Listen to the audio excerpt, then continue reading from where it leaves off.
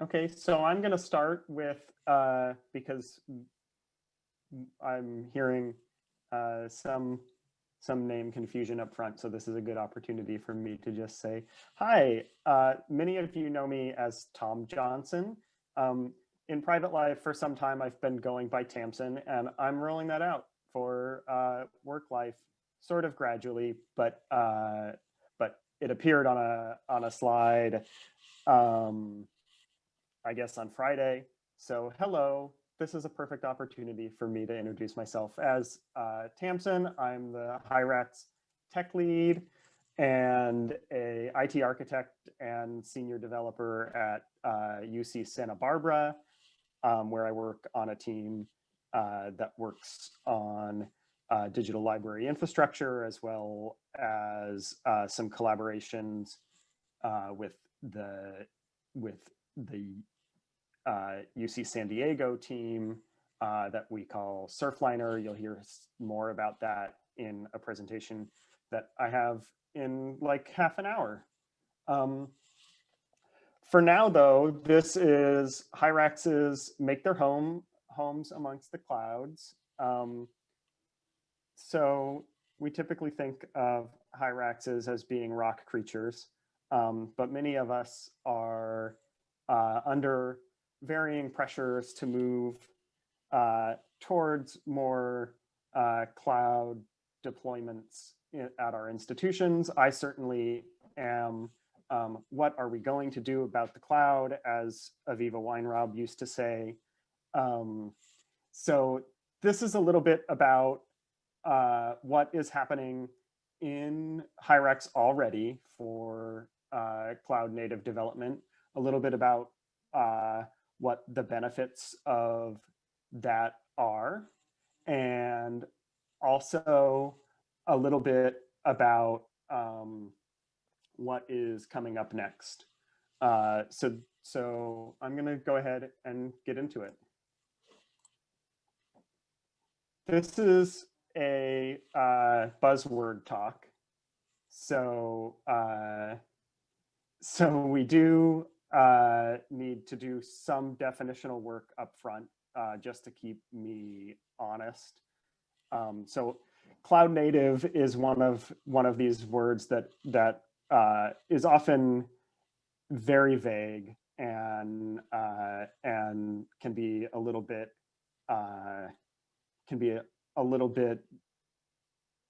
abused for that reason. So I'm going to try and ground us a little bit by saying that cloud native applications, which are our topic here, are ones that are portable.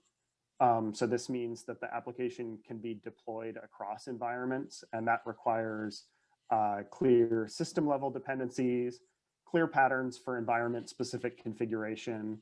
It may involve things like containerization, so that containers can be deployed across environments.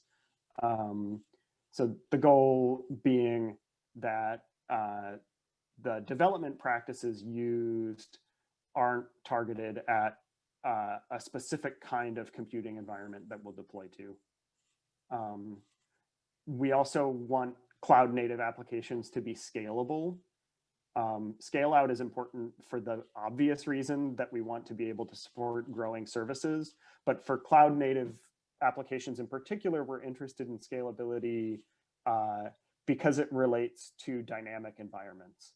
So in a dynamic cloud computing environment, the system resource provisioning may be ephemeral, and systems that scale horizontally are easy to keep up in environments like this. That speaks also to resiliency. Right, you might imagine resiliency having at least to do with something like uptime.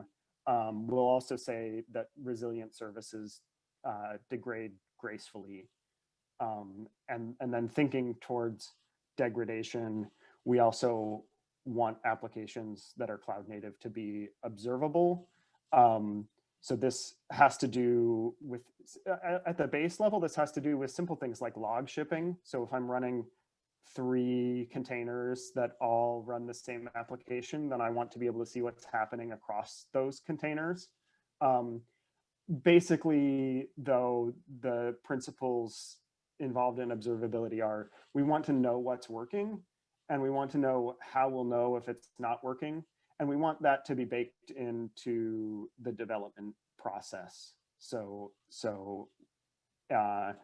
developers in particular taking responsibility for the question of how will we know whether the application's working or not.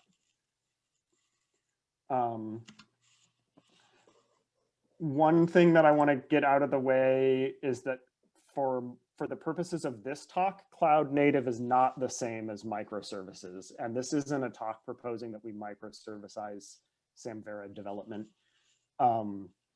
Instead, it's a talk proposing that we look toward cloud development principles as an organizing framework for some of the work that we've already been doing, so that we can start to realize some of the concrete benefits of this way of doing work. So those benefits are varied. They're for application developers in terms of increasingly agile application development processes. They're for service managers in terms of the ability to clearly define service level objectives and measure them. And those are the kinds of things that that I want to be looking towards. So part of this is just me taking some of the work that's happened over the last couple of years and putting this cloud native development lens over it so that we can start to think about what comes next. And this is also an acknowledgement that typical existing Samvera deployments, as we've just heard in very clear and accessible detail, are complicated. They're complicated multi-service applications. So we have Rails application servers, we have Fedora, we have Solr, we have Redis. Maybe you have Memcached. Maybe there are choices that you're making, like deploying Sidekick. And then there are also some things that are application level services that could at least in principle be easily split out. I don't know if people are doing this, but questioning authority is a separate Rails engine that you do not need to mount in your application. You could run it as a separate service.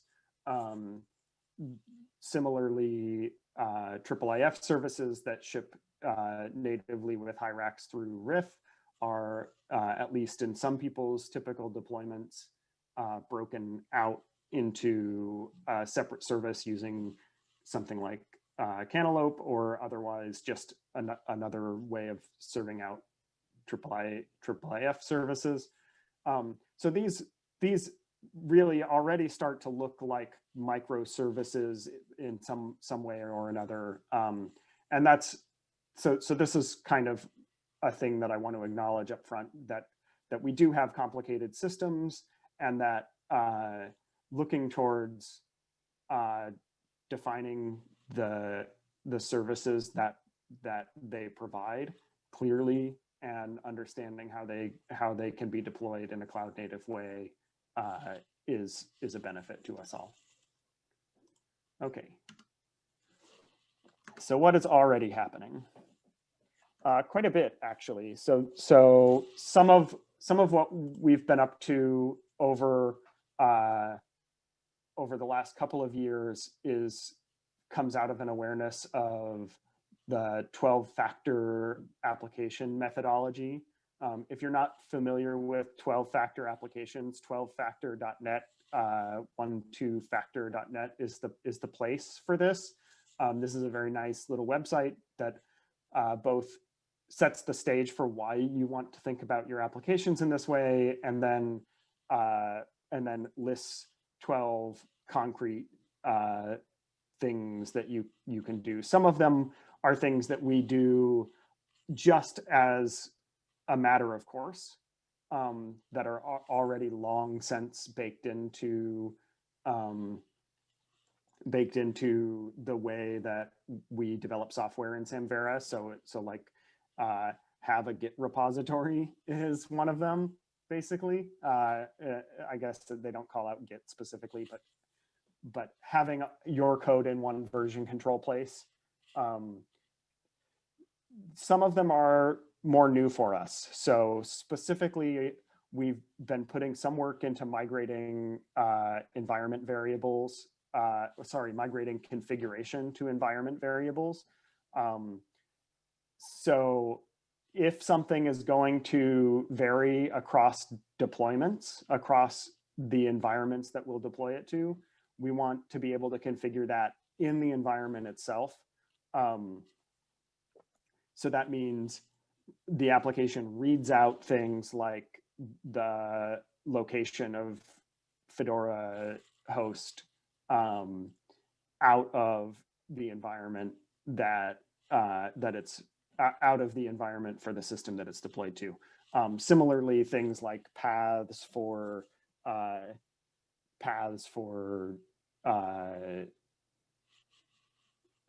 derivative storage and things like that. Like if a drive needs to be mounted in the system, you want to be able to configure where that drive is mounted, where that application expects that drive to be mounted in the environment. So that is one of the 12 factors. We've been both adding environment variables for things that we know people configure in Hyrax, and also fixing some kind of weird legacy patterns, like Fedora and Solar configurations get generated with FC repo development host, FC repo test host, FC repo prod host, etc. And then you need to have those those environment variables set specifically differently across the environments, as well as being different in their values. So we're deprecating that and using FC repo host everywhere instead. Some of this is done and very concrete, and some of it's a little bit in flux. If you have things that you're not able to set in an environment variable that vary across, say, your like staging, development staging, prod, etc., let's call that out directly. I want to hear that so that we can do this job better. We've also done an enormous amount of work around CI over the last couple of years that relates to a 12-factor principle of running separate build and run stages. So this is in part complete work in that Circle CI does build the application separately, and that's reusable. It's in part incomplete work because that setup isn't really the prod setup. The build doesn't build a production ready service, and we don't test a production ready service for Hyrax. I'll dig more into that later. Another place where we've done some work on this already is development and production parity. So it has long been the case that Samvera developers typically use different base configurations, particularly for Hyrax development. I know that some people use different base configurations for things like the database service in their local applications as well. Hyrax has recently moved to using Postgres in the default development environment. This has some trade-offs because it complicates the basic developer setup. But on the flip side, it gives us a production-like configuration to test with. And then some kind of open-ended, what is happening with 12-factor is, are we ready for concurrency? Are we ready for disposability? And I'm definitely interested in conversations about those things, and we'll say more about them as we move along. Okay, so that's 12-factor. We've also done a bunch of work on containerization. So Hyrax has a Docker file. Yay, welcome to 2020. And that Docker file is set up to be reusable for applications. So it's a multi-stage Docker build that builds, in addition to the specific application that we use for Hyrax testing, it also builds a base image that you can easily extend to put your application in and make any changes that you need. So far, I don't know of anybody reusing that image. This is a pretty recent development, so you can take this as a bit of an announcement and an invitation. And then as part of an answer to the problem of dev prod parity and the complication that brings for developer setup, we've also put in a Docker composed development environment. This works as a development environment straight away. You can clone Hyrax, use Docker Compose build and Docker Compose up and have a finished running application. We've put some database seeds into the test app for that, that get you things like an admin set and default collection types, as well as I think we have a user or two. There's not any content that's going into that development environment, but we'd like to iterate from here. This is also almost working as a test environment. I use it for my day-to-day testing, but it doesn't run the full suite. And I think there's a couple of things missing to get us there, and more participation would be helpful. Yeah, this is just me joking about containers being better than boxes. Can we realize the dream of Hydra in a box with the containers? Containers are a type of box, or sorry, other way around. The other thing that we're doing very actively and for a long time is continuous deployment. So the longstanding CD environment for Hyrax is newraxdev.curationexperts.com.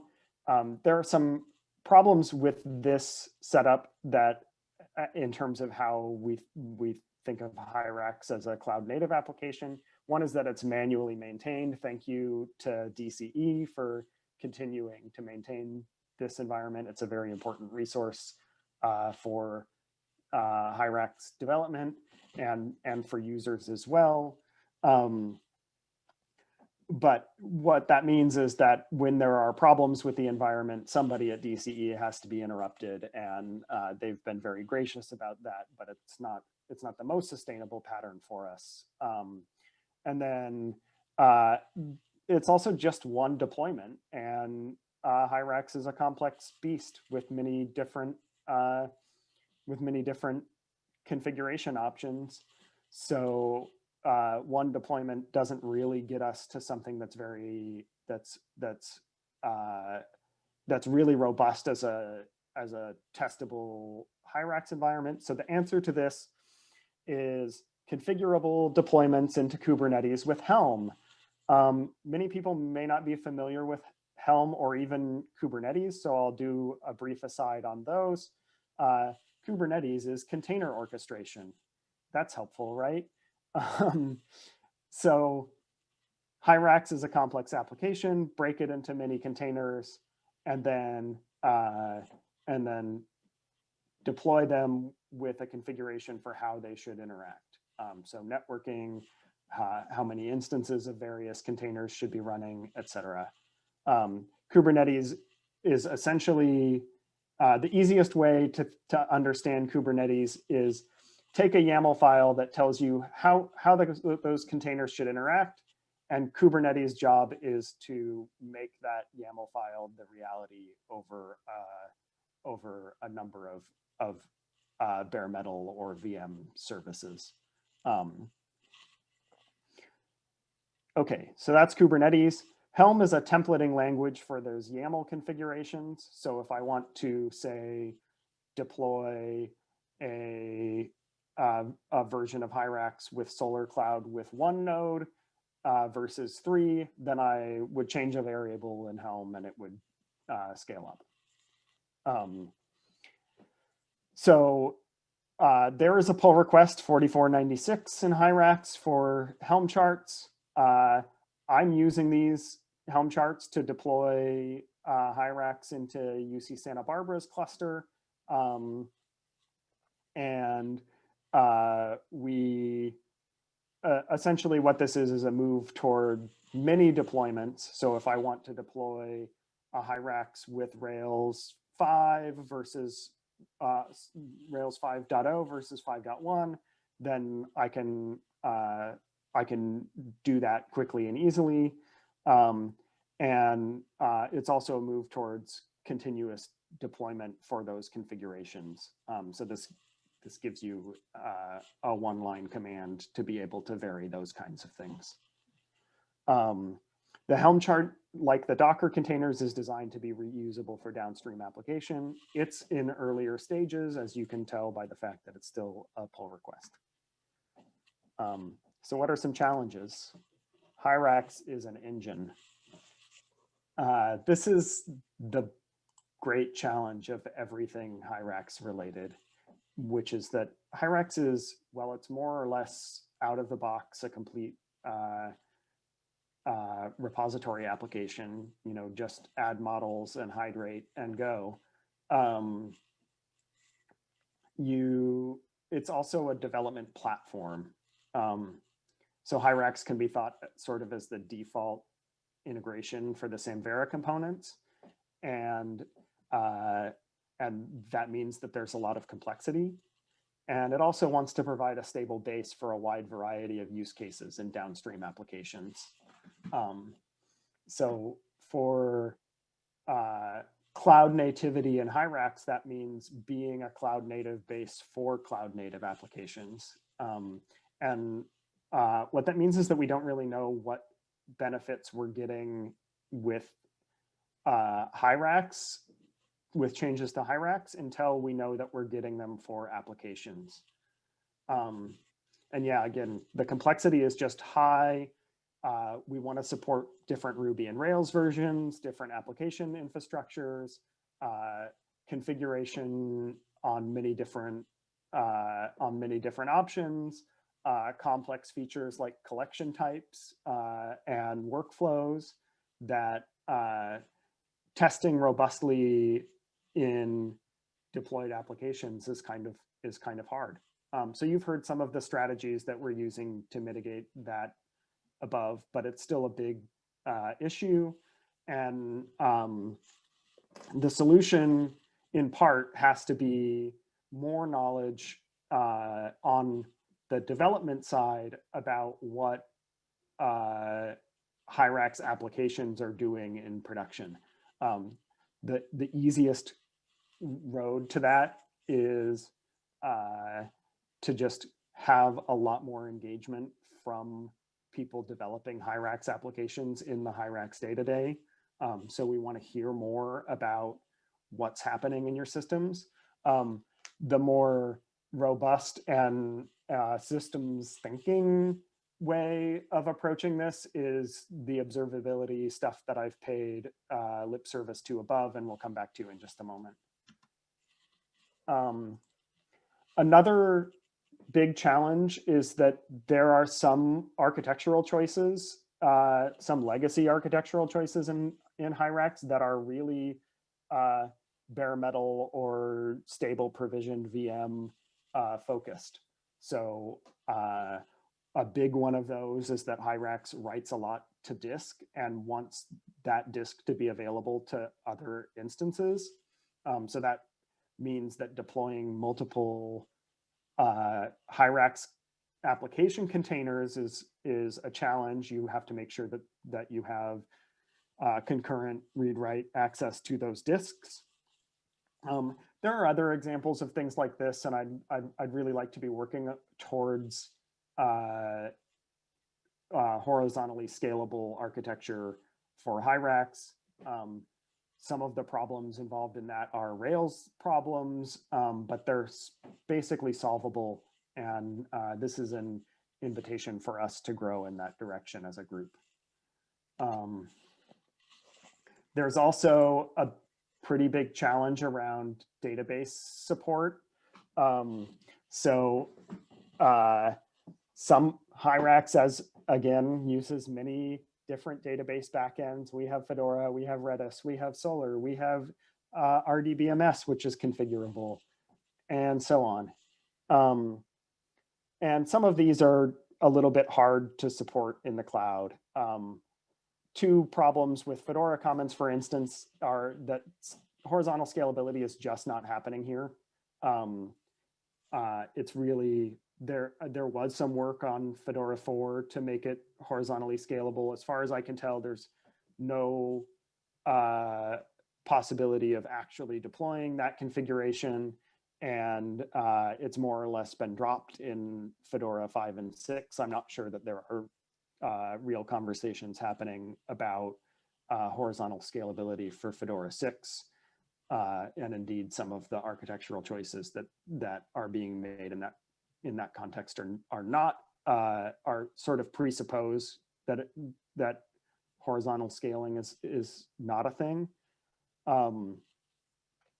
And then for Fedora, there's just that, like, we had to build a Helm chart for Fedora ourselves.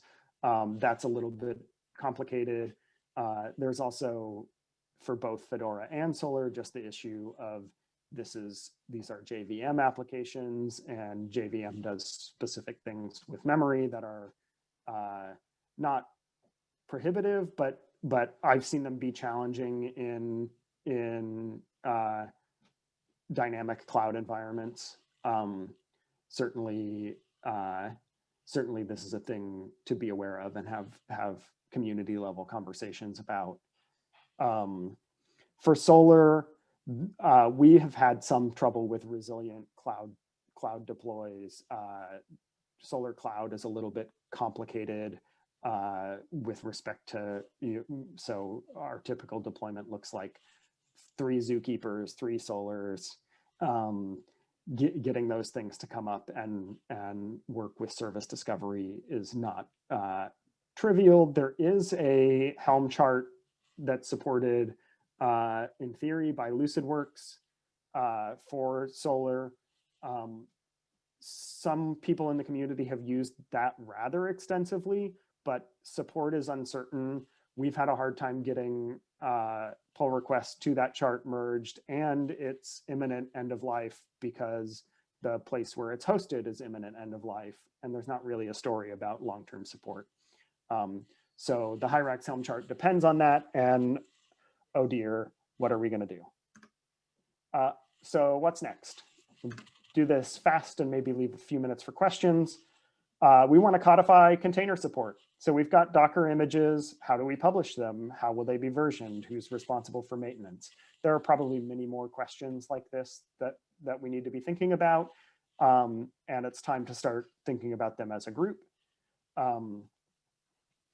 We want to merge the Helm chart and answer similar questions to ensure long-going support for Hyrax Helm, and then move us towards continuous deployment from Circle CI via that Helm chart.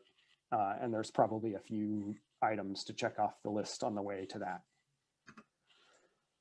Move Hyrax towards horizontal scaling. I've sort of exhausted the conversation, at least to the point that it's at for that. There are things like database configuration and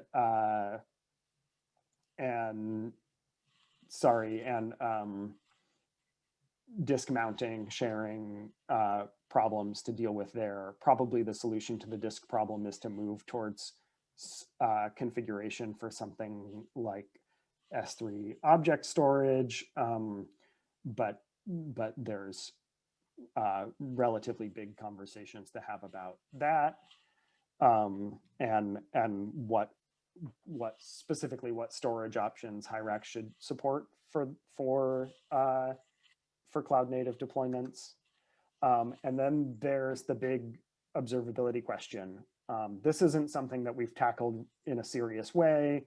Observability to date for us means logs, and not even necessarily very robust ones of those. I've started to kick the tires on how to solve this problem, but it's complicated again by the engine situation. So we're not deploying Hyrax applications, and the Hyrax maintainers really only have the one in the form of NewRax. So we have a pretty limited kind of knowledge about what's happening for Hyrax apps on the ground. And one solution to that is telemetry, which I'm in the process of formulating a working group for if you're interested in Hyrax telemetry or worried about what it means for the Hyrax team to be receiving data from your application on an opt-in basis, then participation in that group would be great. I know that this is a complicated subject, and I really just want to move us towards knowing more about what Hyrax deployments really look like and what Samvera Stack deployments really look like in production. There is a developer congress in November. The dates are the 16th to 18th. These are great developer congress topics. I've proposed some of them already and will probably propose more. And if you're interested in cloud native Samvera, please participate on that front. That's a Hyrax on the ground. Thank you. Thank you, Tamsin. We have 1 minute till break. We have one question in chat is, with flexible resourcing for cloud applications and OCFL where storage can be mirrored, is there any longer a reason to horizontal scale?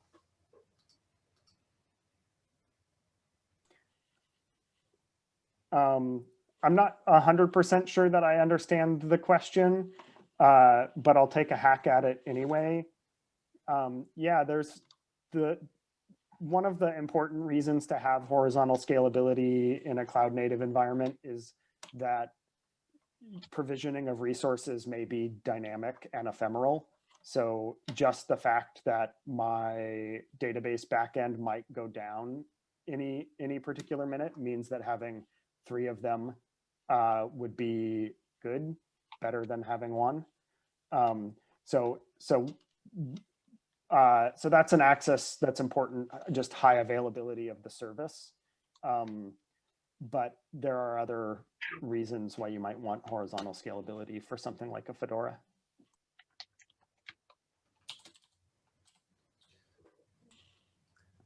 Are we at time? I can do I can pop back into chat and try and tackle questions there.